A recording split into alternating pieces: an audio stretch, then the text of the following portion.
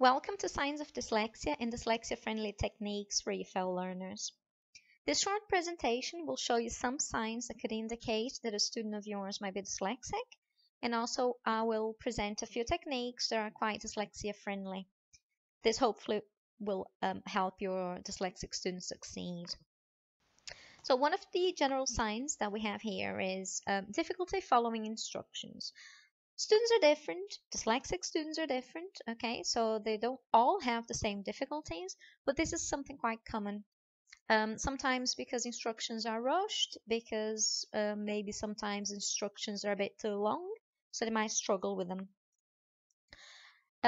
Poor concentration, so that's another thing. A lot of dyslexic students might get easily distracted, their concentration might be poor, and they might also have co-occurring learning difficulties such as ADHD and Asperger's. So this is also another sign. Dyslexic students might forget new words easily, so this could be an issue if you're teaching vocabulary. So this is something to look out for. Also, there might be a big discrepancy between spoken language and written language. So you might have a student who has acquired language quite well and is fluent and is articulate when speaking, but when they have to write an assignment, they might struggle with the written language. So therefore, the assignment might not match their spoken language. Some students might get letters mixed up, letters that look quite similar, like B and D, P and Q. They might come up with bizarre spellings of, words that they've recently learned because they haven't actually acquired the spelling yet. And they might have poor reading comprehension. So if you got a text, they have just read the text, and then you ask them questions and they don't have a clue what you're talking about because they haven't actually comprehended what they've read. And some of them might get tired very easily. So by the end of the lesson, with all the information that they have, got, they might just feel really, really tired.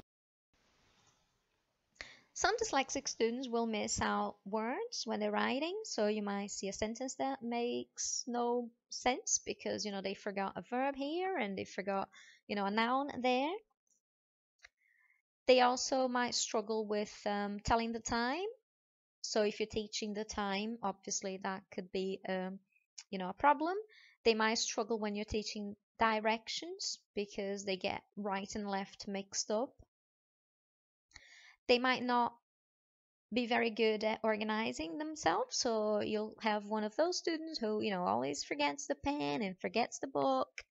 They might have bad time management as well. So they know they have an assignment to be handed in a few days, and they think, oh well, I've got all the time in the world, and then suddenly they forget to do it, or they try to do it just before lesson because of this bad time management.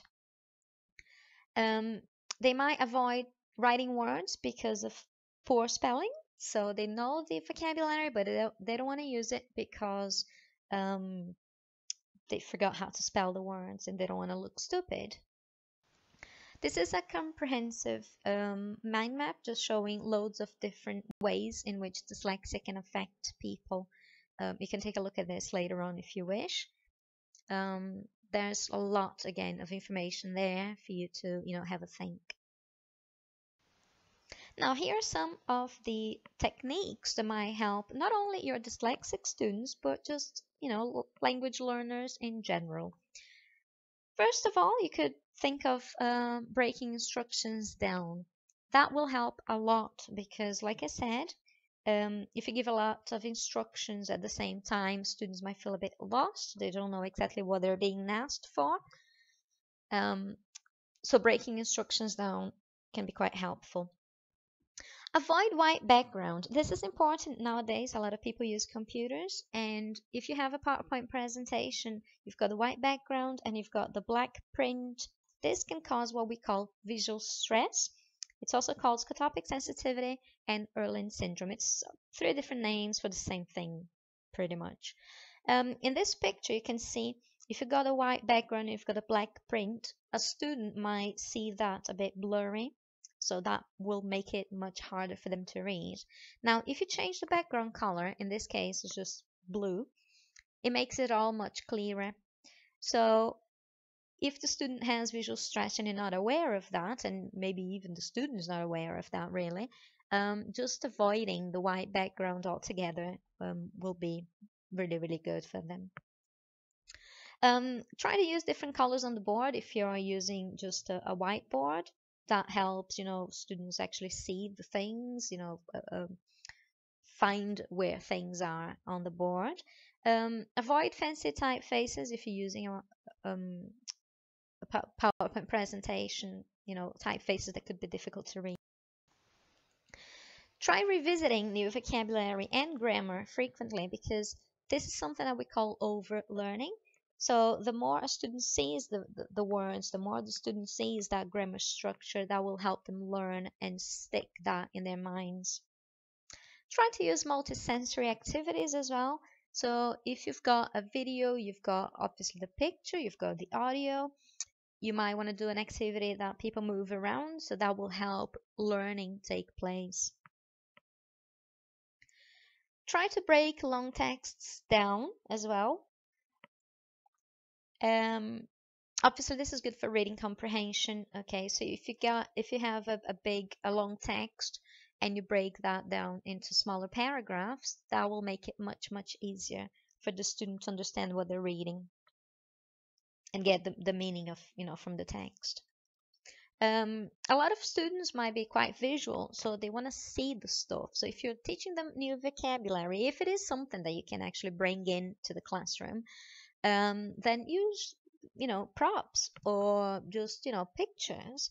So that could help individuals learn a lot. Unfortunately, a lot of dyslexic students might have had the bad experience of being called stupid, not only by a peer or, maybe even a teacher. So self-esteem is a big issue as well. It might be a big issue. Because sometimes they can't really put down, the information that they have in writing, or because they can't recollect something that they've learned. So, try to praise them if they've done something really well. If it's, well done, that should help their self-esteem. And marking as well comes into that, because if they've just given you a piece of writing and then you scribble all over it, showing them every single, spelling that they got wrong, or any grammar that they have got wrong, this could affect them in a big way. So try to focus when you're marking on specific words, maybe, or specific, um, piece of grammar, anything that you have just taught them. So that should make it a bit less upsetting in a way. Set clear deadlines. Like I said before, they might struggle with time management. So if you give them deadline as soon as you give them the assignment, that hopefully will help them. Try to make activities fun. Try to make your lesson memorable. So anything that's fun will stick to their minds much easier than just a boring lesson. Mind maps. Not all dyslexic students like mind maps, but a lot of them will benefit from that, so this could be helpful. Give time limits for the activities. Like I said before, if they struggle with time, if you give them from the beginning, hopefully that'll help them. And give them thinking time. A lot of teachers struggle with silence. So you ask a question and you want an answer right away. Sometimes that's just not possible. They need some thinking time. Not only your dyslexic students, but any student they might have in that classroom. So don't worry, just give them a bit of time to think before they give you an answer. Thank you very much. This is all my information if you want to contact me about any questions you might have. Obviously, this is just a short presentation, but basically I hope that this will be helpful. Thank you very much. Bye.